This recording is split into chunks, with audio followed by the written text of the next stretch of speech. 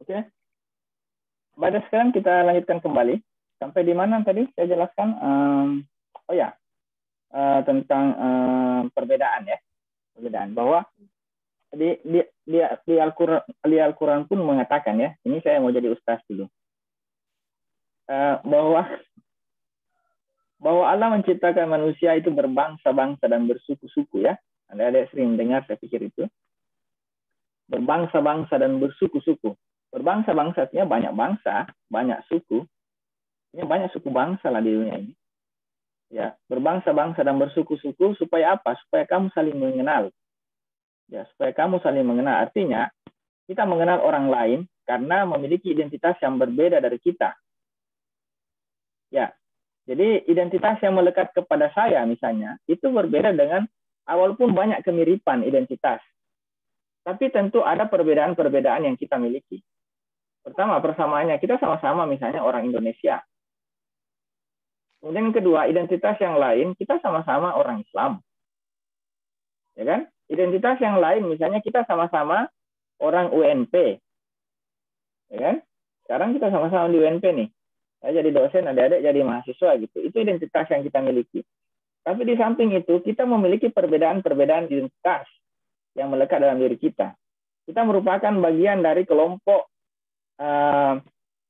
bahasa kita, misalnya bahasa daerah kita berbeda. Saya bahasa Bugis, adik-adik bahasa Minang, gitu kan? Ya, perbedaan yang lain, misalnya adik-adik tinggal di Sumatera Barat, saya tinggal di Sulawesi Selatan, gitu. Secara geografis berbeda. Apalagi? Adat budaya mungkin juga ada perbedaan, gitu ya. Adat budaya. Nah, apa istilahnya? Perbedaan itu adalah sunnatullah, ya. Sunnatullah itu adalah memang seperti itulah dunia diciptakan oleh Allah Subhanahu wa taala. Tujuannya apa? Agar kita saling mengenal. Ya, saling mengenal. Perbedaan-perbedaan itu kalau dalam teori strukturalisme, pernah baca teori strukturalisme? Teori strukturalisme mengatakan bahwa dunia kita ini terdiri dari berbagai macam struktur sosial.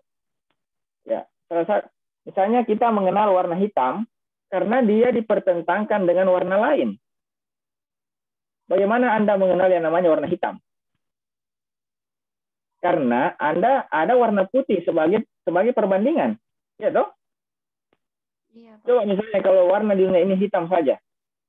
Bagaimana Anda bisa membuat perbedaan tentang warna kalau cuma satu warna?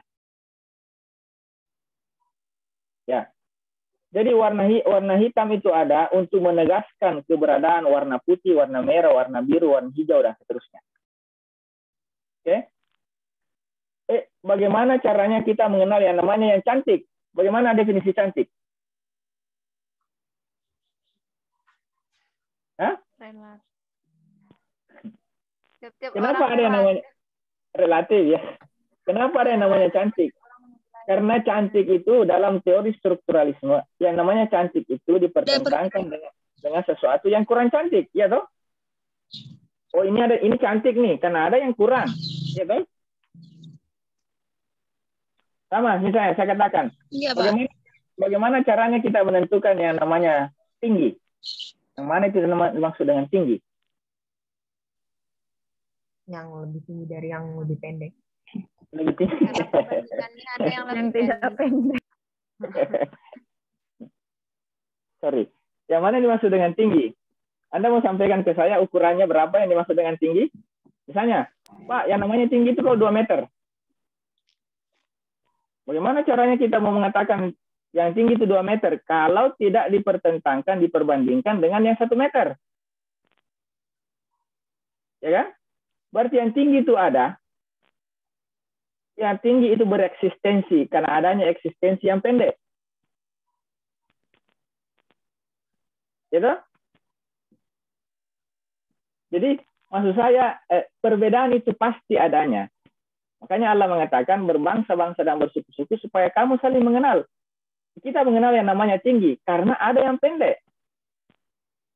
Kita mengenal yang namanya putih karena ada yang hitam. Kita mengenal yang namanya kaya karena ada yang miskin. Jadi eksistensi si kaya itu ada karena adanya eksistensi si miskin. Ya. Tapi jangan kemudian perbedaan-perbedaan ini, ya, karena adanya keinginan untuk berkuasa, ini yang repot manusia ini. Selalu ada namanya abuse of power. Manusia itu katanya adalah makhluk yang tidak pernah puas. Misalnya dia sudah kaya, dia punya 1 mobil, mau 2 mobil, 3 mobil, 4 mobil, punya uang 1 miliar, masih korupsi. Itu yang jadi persoalan kita sebetulnya. Karena kita selalu mau berkuasa, selalu mau mengambil semuanya. Sehingga melakukan berbagai macam cara, termasuk melalui proses konstruksi wacana, untuk mendapatkan keuntungan. Ingat, ada namanya social privilege. Privilege itu artinya keistimewaan.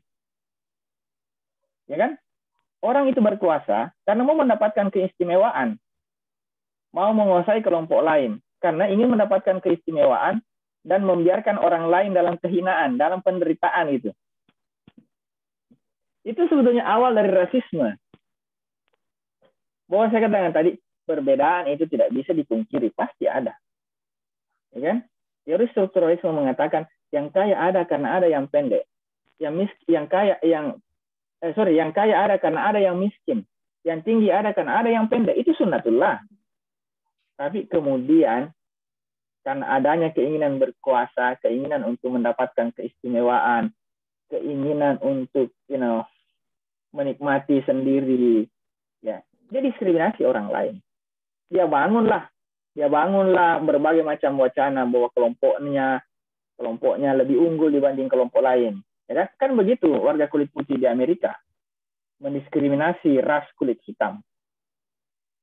Itu bukan satu-satunya persoalan sosial budaya, itu persoalan ekonomi di sana. Warga kulit putih ingin menikmati keistimewaan ekonomi, sehingga tidak mau memberikan kesempatan kepada warga kulit hitam untuk mendapatkan keistimewaan yang sama. Ya kan? Dan itu yang terjadi dalam kehidupan kita, baik pada skala yang kecil maupun skala yang paling besar. Dan tentu kita tidak bisa mengkaji rasisme secara menyeluruh. Kita mengkaji dari sudut pandang keilmuan kita, yaitu bagaimana bahasa digunakan untuk mengkonstruksi prasangka negatif, prejudice, prasangka negatif. Itu kan? Salah satu dalam teori rasisme itu kan prasangka negatif.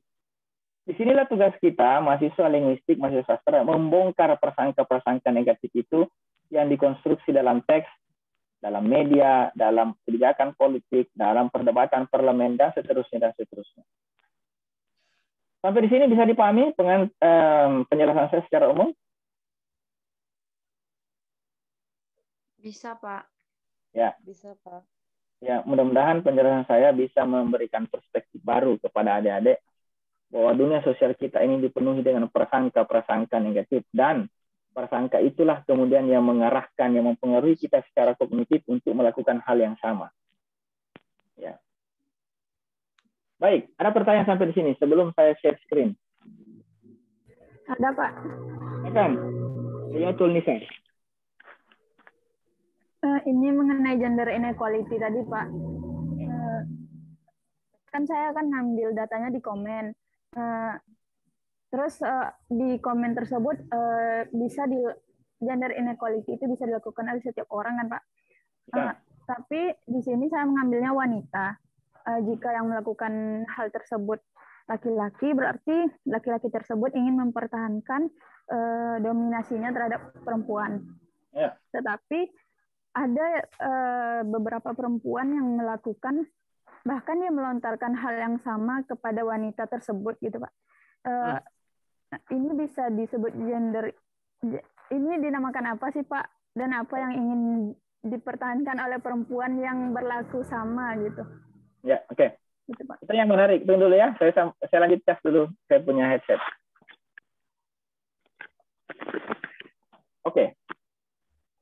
Jadi selama ini diskriminasi gender, ya, gender discrimination itu terjadi gitu. Saya jelaskan dulu bahwa laki-laki dan perempuan memiliki kodrat yang berbeda. Perempuan melahirkan, laki-laki tidak melahirkan. ya kan? Kita memiliki perbedaan fisik secara biologis, secara alamiah. Itu tidak bisa dipungkiri. Tapi dalam sejarah kemudian, perempuan itu didomestifikasi, ya, istilah domestifikasi itu dibatasi peran sosialnya. Jadi kita sering mendengar 3M.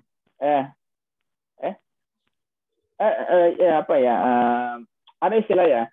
Misalnya perempuan itu hanya boleh tinggal di rumah, merawat anak-anak sekalian,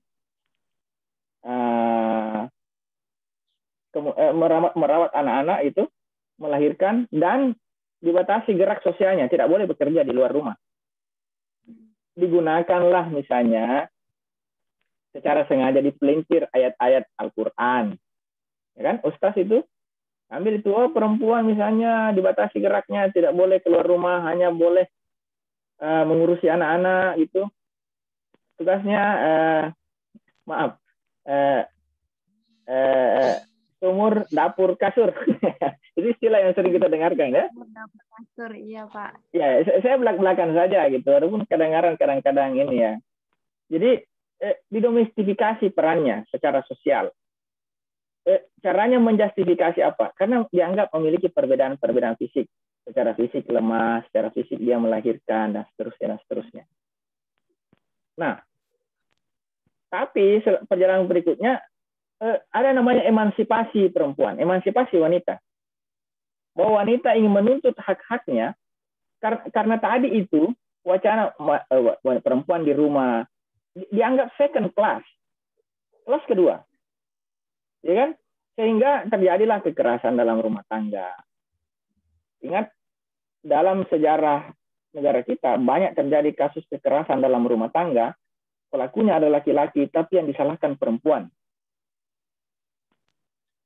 Kasus hukum misalnya, saya banyak membaca tentang kasus ini. Kasus hukum itu kalau terjadi perceraian, kekerasan dalam rumah tangga, yang persepsi negatif itu selalu kepada perempuan.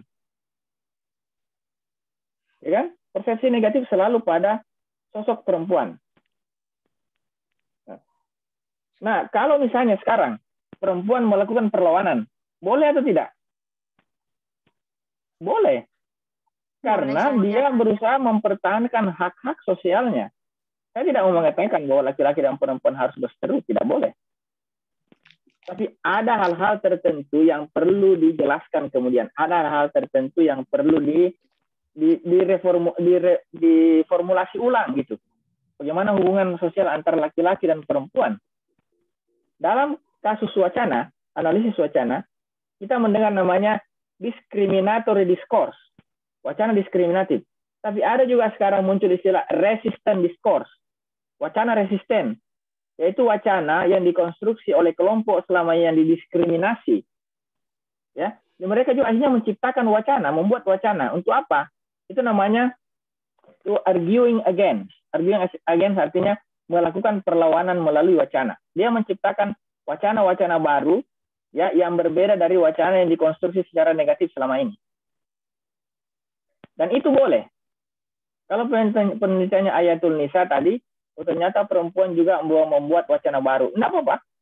Ya, sekarang kan emansipasi wanita, banyak perempuan yang menulis, banyak perempuan yang masuk pada pemerintahan, banyak perempuan kemudian yang berkiprah dalam dunia sosial. Untuk apa? Untuk mempertahankan eksistensi mereka dan untuk melawan diskriminasi yang selama ini terjadi pada diri mereka selaku perempuan. Jadi mereka membuat wacana tuh. Mereka membuat wacana. Saya kasih contoh nih. Dalam penelitian saya, ini bukan tentang gender ya, saya kasih contoh saja ini. Itu kelompok minoritas Ahmadiyah dalam Islam. Mereka selama ini diskriminasi sebagai kelompok kafir, penista agama, ya, blasphemy. Kalau Anda dengar istilah blasphemy itu, penista agama. Nah, karena mereka memiliki perbedaan dari kelompok mayoritas. Ya.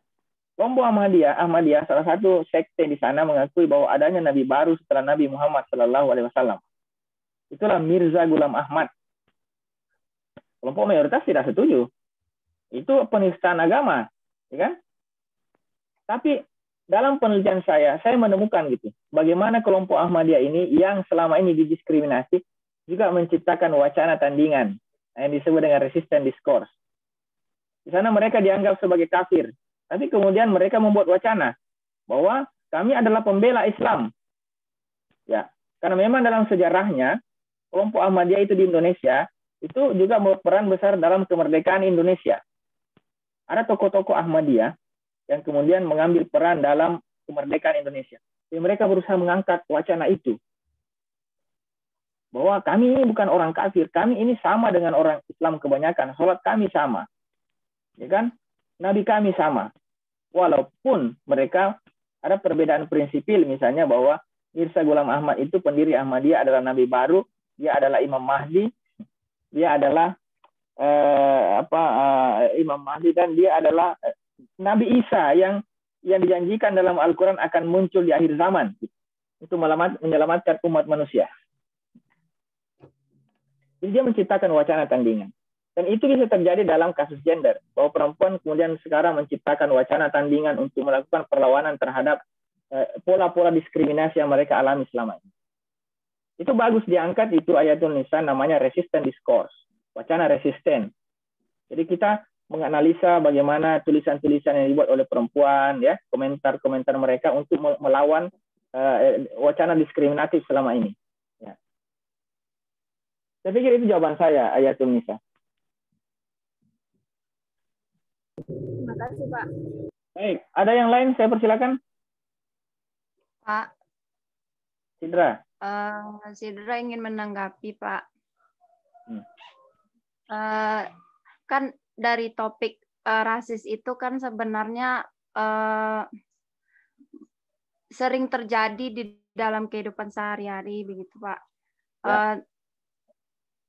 Terlebih itu juga menjadi isu-isu yang paling hangat diperbincangkan oleh orang-orang yang ingin membahas tentang rasisme tersebut. Ya. Terlepas dari rasisme ini kan nanti kan akan berkaitan juga nanti kepada power diskriminasi, begitu, Pak. Ya. Kalau menurut Sidra, rasisme ini kan sebenarnya tidak hanya dikonstruksikan saja, Pak, di dalam suatu wacana, tetapi meninjau dari sejarah-sejarah yang sudah berlalu, begitu kan, Pak? Kalau Sidra menilai rasisme ini sebenarnya sistem yang sudah dirancang dan itu sengaja dibuat oleh kaum white people terutama di Amerika. Itu kan terjadi di Amerika, begitu, Pak, dari kalau ditinjau dari segi sejarahnya. Lalu Sidra juga mendengar istilah apartheid ini, Pak. Apartheid ini kan juga terjadi pada abad-abad ke-20, begitu, Pak. Sengaja sengaja orang-orang kulit putih ini memberikan opres, termasuk itu nanti kepada sistem pendidikan, sistem perdagangan kah itu, Pak, termasuk juga di dalam pemerintahan itu bagi sebagian kalangan orang-orang kulit hitam yang ada di Amerika, begitu, Pak, dibatasi semuanya. Bahkan mereka yang merasa minoritas, orang-orang kulit hitam di negara Amerika tersebut diberi, ibaratnya dimarginalkan, Pak. Mereka diberi perlakuan yang memang sengaja untuk menyudutkan mereka. Kalau Sidra menilai rasisme itu juga tidak terlepas dari kebencian-kebencian.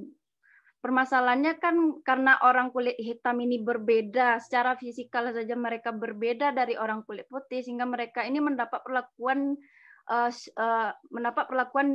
dengan cara disudutkan atau dimarginalisasi. Sehingga mereka mendapatkan hal tersebut dari kebencian-kebencian, apakah itu dari cara bicara mereka, mungkin dari segi budaya mereka saja, begitu, Pak.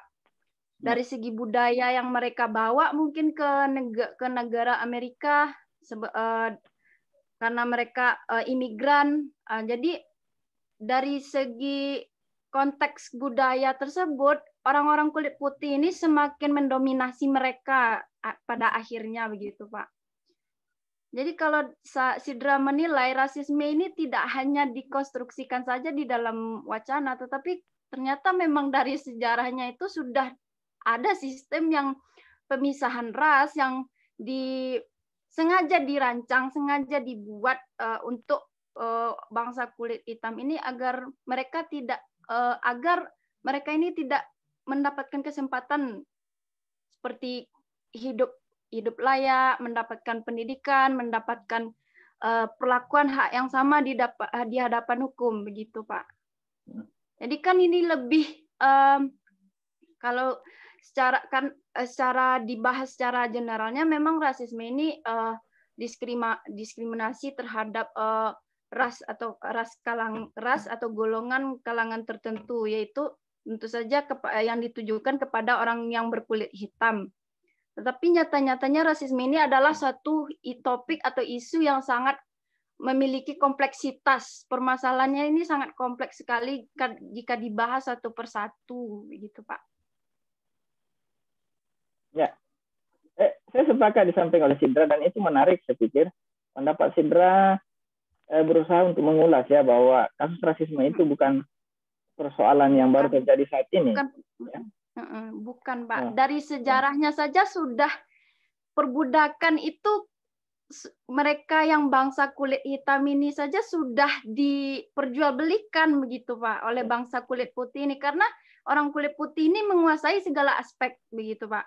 Apakah itu sistem kapitalis, mereka juga merajai semua itu. Mereka juga menguasai segala aspek, apakah itu baik dari kalangan orang-orang feodal, bourgeois, orang-orang yang memiliki power begitu Pak. Ya. Oke. Jadi menarik yang disampaikan oleh Sidra, dan saya sepakat bahwa kalau bisa kita pikir sebenarnya rasisme ini mungkin kasus rasisme itu setua dengan peradaban manusia gitu ya. Iya Pak. Jadi cuma bentuk atau manifestasinya yang berubah dari waktu ke waktu. Dulu ya, awal abad ke-20 rasisme itu jelas sekali. Ya. Misalnya mereka ada istilah slavery, perbudakan ya. Kulit hitam itu adalah budak. Ya. Mereka dipekerjakan, kerja kasar ya. Sama sebenarnya dalam negara kita. Kita ambil contoh saja, penjajahan Belanda. Belanda itu di penjajahan Belanda ada 3 tingkatan manusia, tingkatan ras. Kelas pertama adalah warga kulit putih Eropa. Ras kedua adalah ras campuran warga berkulit putih, bukan kulit putih, tapi kelas 2 itu adalah Cina. Di Indonesia itu warga kelas 2 di zaman penjajahan Belanda itu adalah warga Cina, Tionghoa. Kelas terakhir, ya, tingkatan terakhir adalah kelas pribumi. Dan itu termanifestasi dalam sistem pendidikan. Dulu, yang boleh bersekolah hanya warga Eropa, keturunan Eropa. Dan sedikit warga keturunan Cina, kelas 2. Kelas 3, tidak boleh bersekolah. Yang boleh bersekolah hanya keturunan bangsawan, anak raja. Itu kan diskriminasi. Ya. Memang awalnya adalah diawali dengan kebencian, yaitu keinginan untuk menguasai kelompok lain sebetulnya. Keinginan untuk menguasai kelompok lain. Ya. Anda pernah nonton di YouTube atau di Facebook pernyataannya Muhammad Ali? Pernah nonton? Apa? Ya, Muhammad, salah satu pernyataannya di sana, dia bertanya ke ibunya. Kalau tidak salah, ibunya bertanya, "Ibu, kenapa sih misalnya bidadari itu harus berkulit putih? Namanya white angel. Tidak ada black angel." Ya kan? Kemudian Santa Claus, Sinterklas. Sinterklas kenapa orang selalu berkulit putih? Kenapa tidak Sinterklas berkulit hitam? Ya kan? Nah, itu konstruksi budaya sebetulnya untuk mempertahankan dominasi. Jadi semua hal-hal baik itu selalu dikaitkan dengan warna putih, sedangkan semua hal-hal buruk selalu dikaitkan dengan warna hitam. Coba saya tanya, ilmu hitam itu negatif atau positif? Negatif. Kenapa negatif itu selalu dikaitkan dengan, diasosiasikan dengan warna hitam? Bidadari berkulit putih, Sinterklas berkulit putih. Tapi ketika berbicara dengan setan, kejahatan selalu ilmu hitam. Iya, Pak. Ya, itu konstruksi sosial yang disengaja. Dan itu kita tidak sadar masuk ke dalam alam bawah sadar kita, dan kemudian kita membenarkan hal itu. Dan berpengaruh akhirnya kepada tindak dan perilaku kita, termasuk tadi kalau ada teman di kelas yang berbeda warna kulitnya hitam, kita mengejek. Itu sudah masuk ke dalam alam bawah sadar kita sebetulnya. Jadi kita sebetulnya memiliki potensi untuk melakukan diskriminasi rasial. Diskriminasi rasial. Jadi bagaimana budaya kita mengkonstruksi hal-hal tersebut, ya? Tunggu saya cas laptop saya ya, karena lagi lobet. Ya. Dan ingat tadi Sidra mengatakan sejarah. Dalam analisis wacana kritis ada salah satu pendekatan namanya discourse historical approach. Pendekatan wacana yang didasarkan pada sejarah. Maksudnya begini. Sebuah teks rasisme yang dibuat saat ini, dia selalu berusaha untuk mengangkat sejarah, mengkaitkan hal-hal yang terjadi pada masa lalu yang diangkat kemudian kembali dalam sebuah wacana, diceritakan kembali.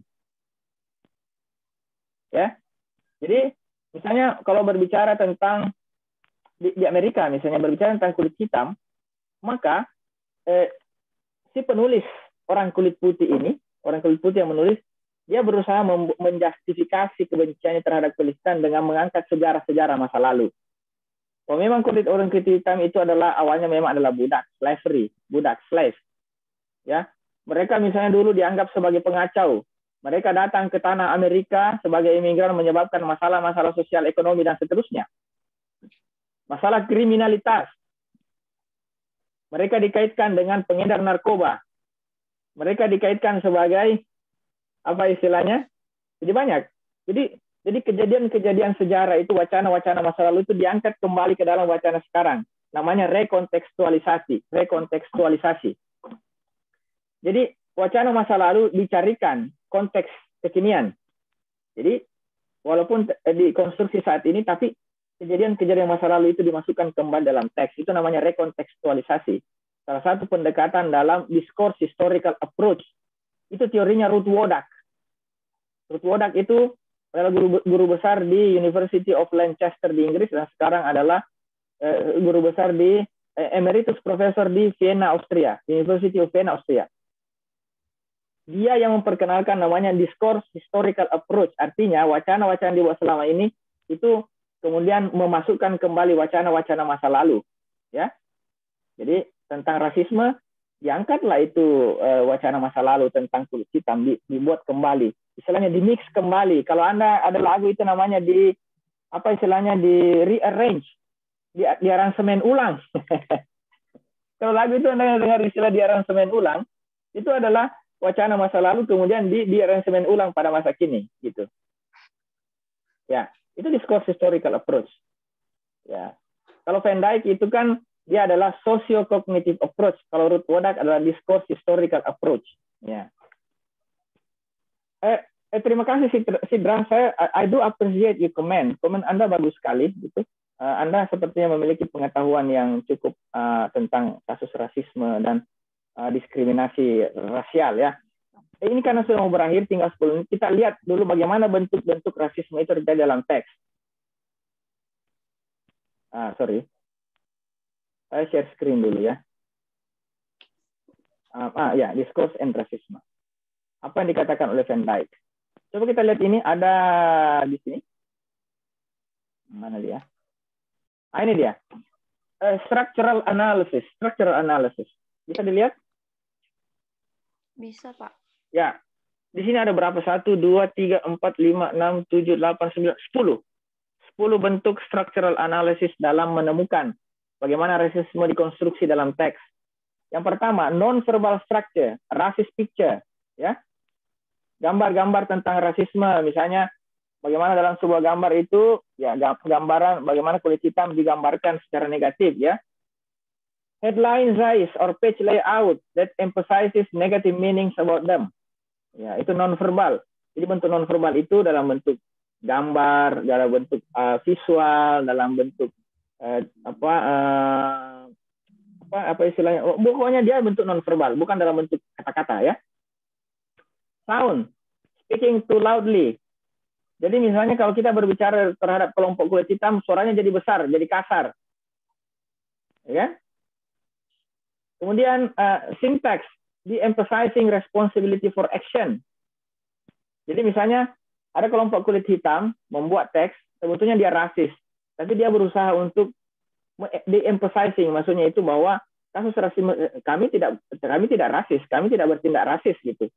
Ya, kami hanya menyampaikan apa adanya, biasanya dalam bentuk passive voice. Ya, atau nominalisasi. Ya, nominalisasi itu misalnya dia kata aktornya dihilangkan. Kalau misalnya dalam subjek predikat objek, ya, subjeknya pelakunya dihilangkan tapi diganti dengan kata kerja yang dibendakan, namanya gerund. Ya. Ya, misalnya kekerasan terhadap kelompok kulit hitam terjadi dalam sepanjang sejarah. Kekerasan itu kita tidak tahu siapa aktornya, tapi yang dijadikan subjek di sana adalah kata kerja yang dibendakan, ya. Ya, jadi aktornya dihilangkan. Itu namanya de-emphasizing. Ya. Leksikon, pemilihan kata-kata. Nah, ini sudah sering kita bahas ini. Misalnya kata teroris dengan freedom fighter. Ya. Orang kulit hitam atau mereka yang diskriminasi selalu dilekatkan dengan kata teroris. Ya, bermakna negatif. Kemudian, local sentence meaning, being vague or indirect about our racism. Ya. And detail and precise about their crime. Jadi kalau kita menceritakan kriminalitas yang mereka lakukan, itu diceritakan secara gamblang gitu, secara jelas. Ya. Ya. Tapi kalau kita menceritakan bahwa kita berperilaku rasis terhadap mereka, itu diceritakan secara soft gitu, untuk mengingkari sebetulnya bahwa si pelaku itu tidak rasis, tapi sebetulnya dia rasis. Ya. Global discourse meaning, ya, memilih topik-topik yang positif terhadap dirinya, us versus them, kita versus mereka, ya. Tapi kemudian, ya, a negative one, such as crime, deviance, or violence for them. Jadi mereka dideskripsi sebagai pelaku kekerasan, penyimpangan, dan kekejaman gitu. Ya. Ya, skemata dan seterusnya. Ini ada 10 struktur analisis yang bisa Anda terapkan sebetulnya ketika menginvestigate kasus-kasus rasisme, termasuk kasus gender sebetulnya. Anda temukan saja ini, 10 bentuk ini, itu bisa Anda jadikan analisis Anda dalam skripsi. Ya, rhetorical devices, penggunaan metafora, penggunaan metonimi, hiperbola dan seterusnya, itu figurative speech itu ya. Kemudian dalam bentuk speech act, ya. Dan terakhir dalam bentuk interaction, interrupting turns of other. Jadi orang yang merasa berkuasa itu terhadap kelompok lain ketika berbicara, mereka merasa bebas untuk memotong pembicaraan orang lain. Ya. Menutup pembicaraan tanpa meminta yang lain untuk berbicara. Mereka mendominasi pembicaraan. Itu salah satu bentuk rasisme juga sebetulnya. Oh, kita berinteraksi, kita mendominasi pembicaraan gitu. Ya, itu bentuk dominasi juga terhadap kelompok lain. Ya. Kemudian saya secara cepat saja, quickly saya perlihatkan di sini. New share. Ini dia. Ini. Di logical square yang saya katakan tadi, ada 4 bentuknya. Emphasizing positive things about us, emphasizing negative things about them, de-emphasizing negative things about us, namanya denial, mengingkari. Jadi orang rasis itu sebetulnya dia tidak mengatakan dirinya rasis, dia mengingkari tindakan rasisnya. Ya, dia berusaha mengingkari gitu. Bahwa saya ini berlaku negatif, berlaku keras terhadap kelompok kulit hitam, sebetulnya ya bukan karena salah saya, itu salah mereka. Ya. Kenapa misalnya kelompok Ahmadiyah itu didiskriminasi? Ya karena mereka kafir, sehingga halal darahnya untuk ditumpahkan. Nah, itu kan. Jadi orang rasis itu juga mengingkari tindakan rasismenya sebetulnya. Itu de-emphasizing negative things about us dan de-emphasizing positive things about them. Jadi mereka mengingkari kalau orang kulit hitam melakukan hal positif, diingkari. Wah, itu kan terjadi secara sengaja saja, bukan karakter mereka. Karakter mereka jahat, jadi kalau mereka melakukan hal-hal baik, ya itu secara sengaja saja, bukan karena karakter mereka baik. Nah, itu. They emphasizing positive things about them. Ya, adik-adik sekalian, itu yang ingin saya sampaikan hari ini. Kita lebih banyak diskusi dan saya pikir itu menarik sebetulnya. Jadi penjelasan-penjelasan ini kan ada materinya, tinggal Anda baca saja untuk memperdalam pengetahuan Anda. Saya hanya mengantarkan tadi, membuka wawasan Anda, bahwa seperti itulah kasus rasisme dan bagaimana hubungan antara wacana dengan kasus rasisme tadi. Masih ada 3 menit. Ada pertanyaan terakhir sampai di sini sebelum kita akhiri. Insyaallah sebentar jam 9 kita masuk ke second language acquisition. Ya.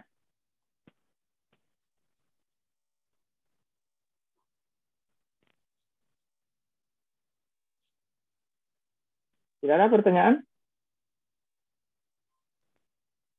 Baik, kalau tidak ada, saya pikir untuk basic discourse analysis sampai di sini pertemuan ke-15. Sebentar kita ketemu lagi jam 9. Ya. Mungkin ada yang bisa bantu saya untuk membuat link Zoom untuk psikolinguistik ya. Satu orang siapa kira-kira, nanti di-share aja di grup.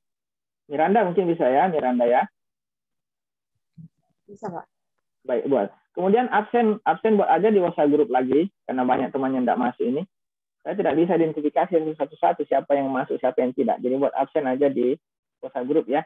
Nanti Anda isi sendiri nama-nama yang masuk hari ini. Saya foto dulu. Paling tidak saya punya dokumentasi. Gitu. Ya. Boleh cheers, boleh senyum gitu. Tidak usah malu-malu.